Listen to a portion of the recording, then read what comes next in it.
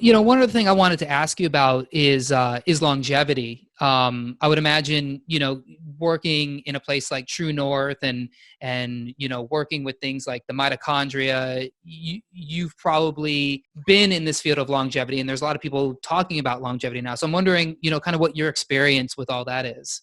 Sure. So, I mean, I can tell you, yeah, the discussions about longevity, I remember back, decades ago, some of the early animal studies specifically looking at calorie restriction, that if you want to take rodents or other animals and double their lives, you give them fewer calories. Now, that sounds well and good, but how do you, as a human, if you say, oh, I'm just going to just eat half your meals, hunger normally takes it over. And what I found is eating plants instead of animal products, my calorie intake has come way down. And I'm doing, I guess if you want calorie restriction, I'm doing it that way.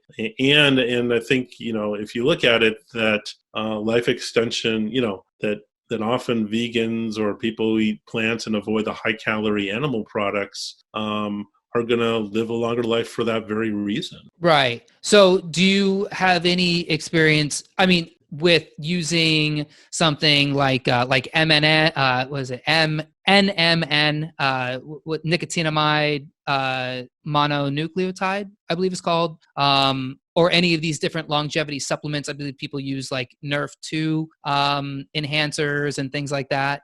Yeah, so I'm familiar with them, but I think instead of taking a supplement, I'm a much bigger proponent of fasting. Mm-hmm. When you fast, your body's naturally going to produce more growth hormone. Your insulin levels are going to come down. So yeah, I'm aware that there are products marketed as life extension products, but to me, that the most physiological way to do it is through exercise and medically supervised fasting. Yeah, it makes sense. I mean, the body understands fasting before it understands an exogenous substance. Yeah, and the tough thing with most supplements is it's like, great, so you understand one of the pathways or two of the pathways, but what you don't know is that there are also 200 other pathways that this is affecting. So,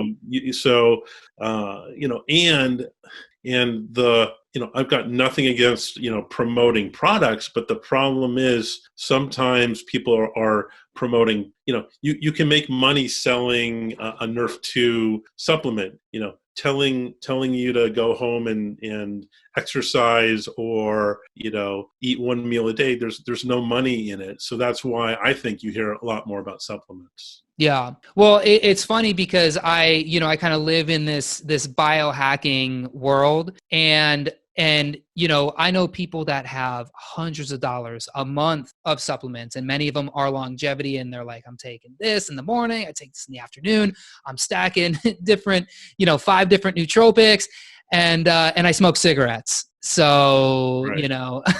but I think it all offsets each other, right?